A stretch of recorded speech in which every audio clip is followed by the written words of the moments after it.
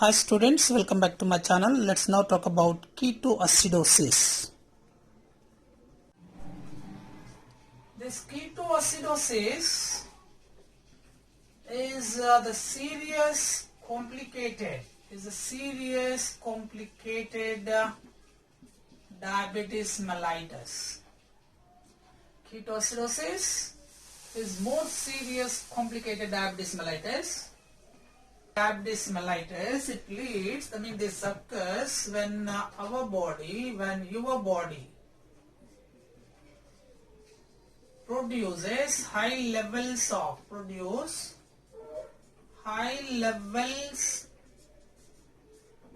blood acids. These blood acids are called ketone bodies or ketones. So ketoacidosis is a serious complicated diabetes mellitus that occurs when your body produces high levels of the blood acids called ketones. So ketoacidosis or diabetic ketoacidosis is a serious complicated diabetes mellitus. It occurs when your body produces high levels of the blood acids called ketones. So this condition develops when your body cannot produce enough insulin. So this condition is developed when your body cannot produce enough insulin. That means less insulin. So without enough insulin,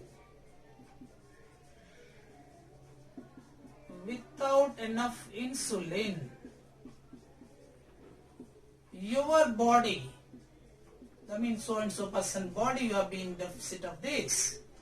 So without enough insulin, your body begins degradation of fat, breaking down of fats.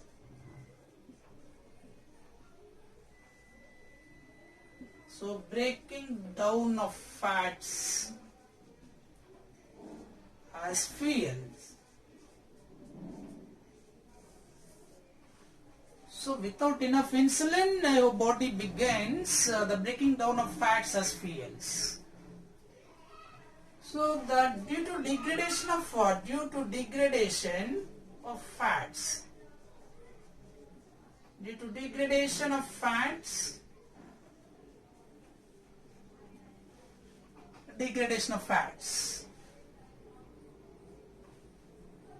The more,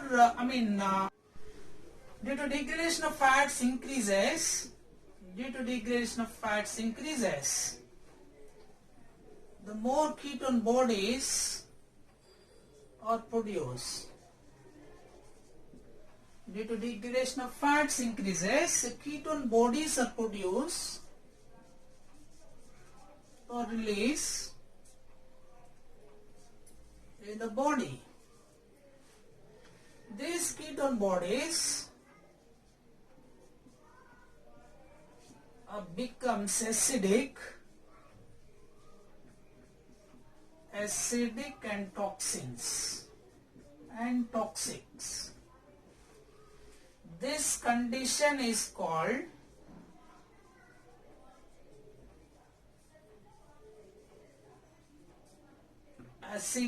ketoacidosis. This condition is named as ketoacidosis. So let's now see once again. Due to degradation of fats increases, more ketone bodies are produced in the body. So these ketone bodies becomes acidic and toxic. This condition is known as ketoacidosis. So due to this ketoacidosis or diabetic ketoacidosis, diabetic ketoacidosis, cells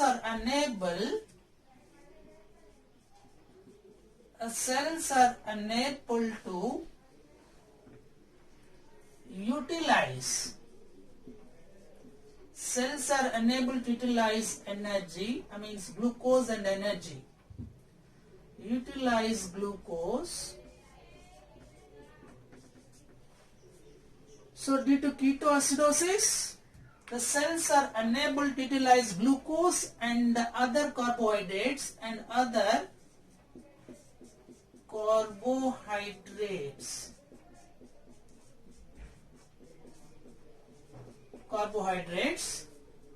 for the production of energy.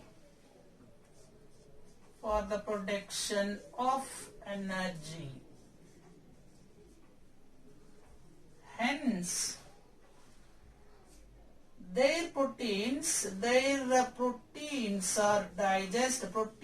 are used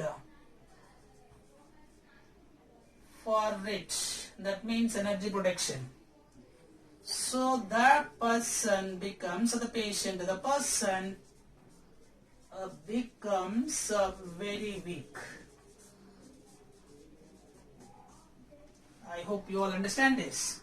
So due to diabetes ketoacidosis, cells are unable to utilize glucose and other carbohydrates for the production of energy. Their proteins, in such a condition, their proteins are used for it. Then the person becomes weak. This phenomena comes under this diabetic ketoacidosis. So let's see once again what is ketoacidosis. It is a serious complicated diabetes mellitus. It occurs when your body produces high levels of the blood acids called ketones. This condition develops when your body cannot produce enough insulin. So without enough insulin, your body begins the fat degradation as fuels.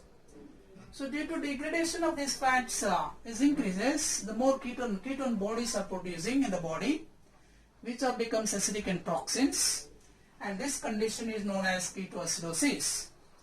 Due to this ketoacidosis, the cells are unable to utilize glucose and other carbohydrates for the production of energy. So therefore, their proteins in the cells are used for it. Then the person becomes weak. This is about ketoacidosis.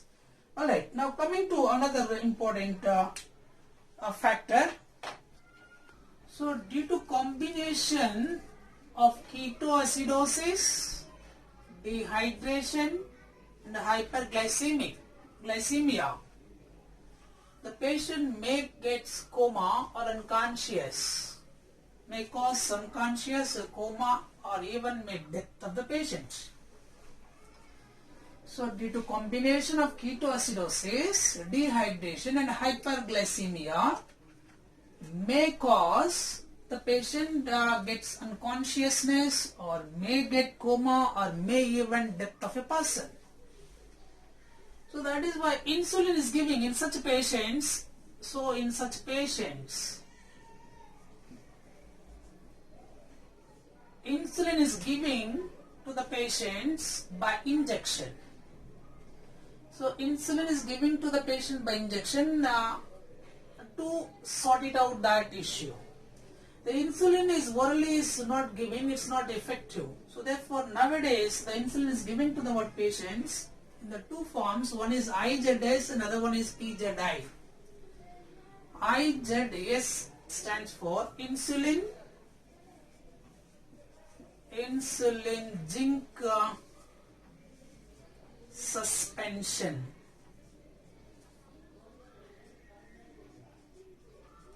So IZS, it stands for insulin zinc suspension. Nowadays, insulin is given to the patients, IZS form. Another one is PZI.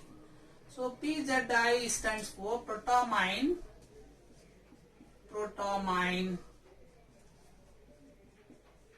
zinc insulin. Protamine zinc insulin. So this is about hyposecretion of insulin and their effects. So hyposecretion of insulin, it leads to two disorders. Number one is diabetes mellitus. These are two forms. One is called insulin dependent diabetes mellitus and non-insulin dependent diabetes mellitus. Insulin dependent diabetes mellitus is called type 1 diabetes, or we can call juvenile diabetes. And non-insulin is called type 2 diabetes, or else called MODY. That we'll see in the next video, that is hypersecretion of insulin. And due to this hyposecretion of insulin, what happens, the patient is some disorders is raises, that is called polyuria, polyphagia, polydipsia, glycosuria, and ketoacidosis, and what all we learnt in the previous. So if you like this video, please share and subscribe my channel. Thank you for watching.